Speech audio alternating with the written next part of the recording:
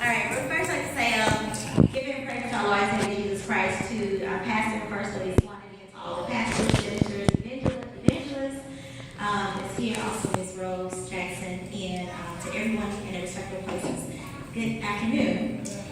Thank you for allowing me to speak at your graduation today. I just want to talk a little bit about my initiative in the community and how Ms. Rose and Behavioral Health Network have helped me to also magnify this initiative. A little bit about opioid education, what I'm doing in some of the churches, what we're seeing in the community, and also on the medical side, how I'm seeing it.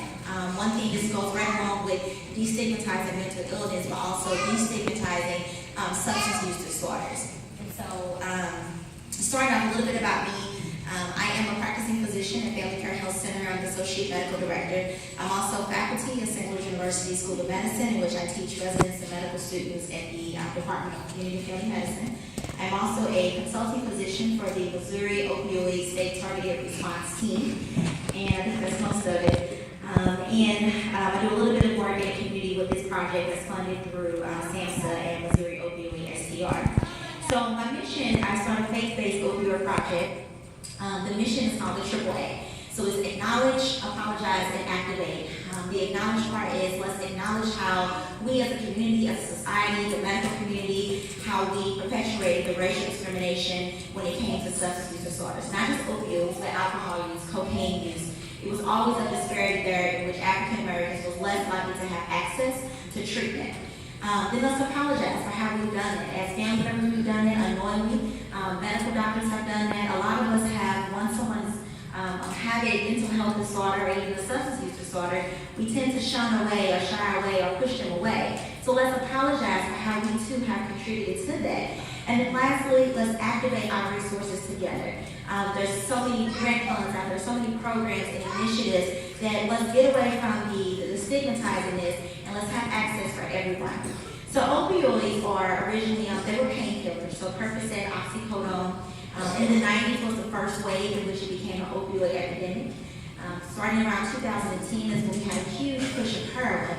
And now we're seeing fentanyl, which is the third wave of opioids that hit starting around 2015. Unfortunately, in the state of Missouri, black males are 3 times more likely to die from an opioid overdose compared to a white male. In St. Louis City, 57% of the deaths were attributed to the black community. And if you look at St. Louis County, there's a greater population of whites, but if you look at the distribution of blacks, they also too have a high percentage of deaths as well. We're seeing more black women that's using, but we're seeing more black males that's dying from this.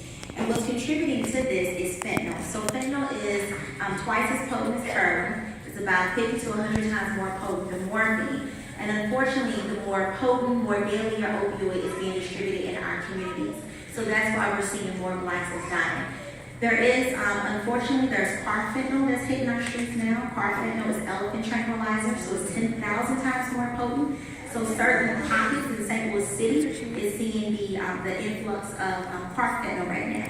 And although we're seeing opioid epidemic, it's actually a poisoning. We're seeing that it's actually poisoning our drug supply. You can no longer get heroin or cocaine or meth on the streets. It's a poisoning. It's mixed in. You don't know what you're getting on the streets now. And for somebody who's using, they may be going to get one thing and they're getting fentanyl, and then unfortunately they can overdose and die from it.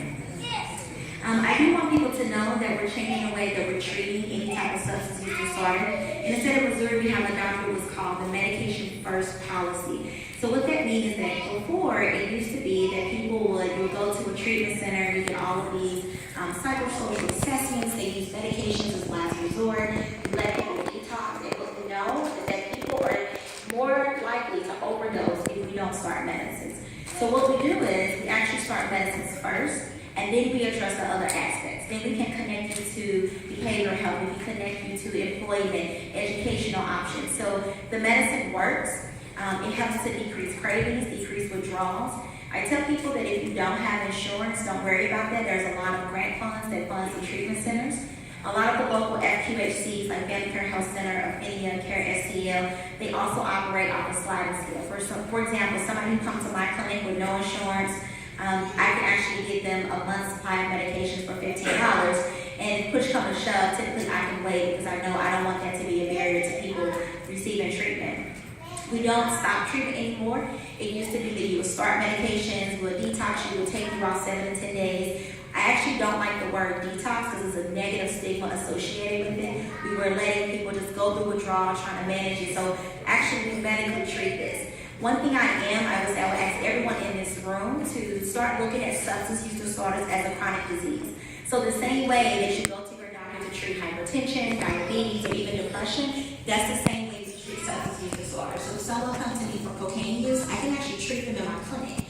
They don't have to go to a treatment center or be shipped away for residential inpatient. We're getting away from that type of model, and we're letting people just go to a regular primary care clinic and start treatment because we know that it works. One last thing, I always talk about Narcan. So Narcan is a reversal agent or naloxone. So if someone is experiencing an overdose, Narcan is a nasal spray. This is actually what you use to reverse it. I tell people, although you may not be actively using, you may know somebody in your community, in your congregation, in your place of employment, that could be used. You have a lot of people who can go to work and just function just normally. The one thing that over time, people no longer use to get high, they use so that they don't feel sick. They don't go into what's called dope sickness. So you may see that people have developed an addiction just because they don't want to get sick, not because they're trying to get a high right now. So Narcan, I actually keep this in my car as well because you never know who's going to need this. I have some free samples back there that you can take with you. There's 2 that come into a kit. If you suspect somebody's overdosing, there's no harm in using this. It's a nasal spray. It's a little plunger here. You spray it up someone's nose. You repeat the next dose in 2 to 3 minutes. I always recommend calling 911 because they do need to be seen in the emergency department just to make sure that everything is okay and they're safe. Typically, if they go to emergency departments, there are programs now that can connect people to additional treatment resources. Narcan works really quickly, it works really fast, and with fentanyl and carfentanil being on the streets, that a lot of times we are seeing that people are using 2 doses to actually revive someone. You can get this from your pharmacy as well without a prescription. We did have one doctor who wrote a one-time prescription for everyone in the state of Missouri. If you have insurance, your insurance will also cover that as well. There are a few locations that gives it out for free. And if there are any congregation that actually would like me to come and do a mini presentation at your church, I can bring some with me. If your church is interested in becoming a distribution center, there is additional training that we can get your church set up to be a focal point in the community that can connect people to care or at least give them Narcan. I am doing trainings. They are free of charge, about 30 minutes. You will get a certificate. It is a partnership with Behavioral Health Network. And my whole point is that I want to get this information out. I want us to look at substance use disorders in a different light. I want us to destigmatize this. And I want all of our community to come together to support those because unfortunately our community has been stigmatized by this. We have been left out in blue. When I became a physician, it really opened my eyes up to some of the disparities that I see, especially with mental health and substance use disorders. And to me, it seems like our community, we're the last to try to get someone into treatment, or we're the last to try to think about, oh, this is something that is treatable. Versus the white people that I take care of, they're all over this. And it is true that once this became an opioid epidemic, whites were more affected. Now we're seeing that, oh, now there's a lot of funds, a lot of money coming into this. That is true. Well, let's use those funds to get everyone access to the care and the help that they need. I do have a list of treatment clinics here as well that will be in the back. I tell people there is a wait list, but keep calling. Keep calling, keep advocating for your loved ones. There are some of the clinics that are not listed, Athenia, Care STL, Family Care Health Center. They're not listed on here, but we also provide treatment as well. And I do have a little one-pager here just briefly discussing exactly what I was talking about. I didn't go into details with treatment. There is treatment options available. On the back, it's a little bit about Narcan and also the Good Samaritan law, which is also important. That if someone is experiencing an overdose and the police arrive at the scene, no one will be, you're actually protected with the law that you won't be prosecuted or arrested if someone, are concerned that they may get arrested and taken to jail.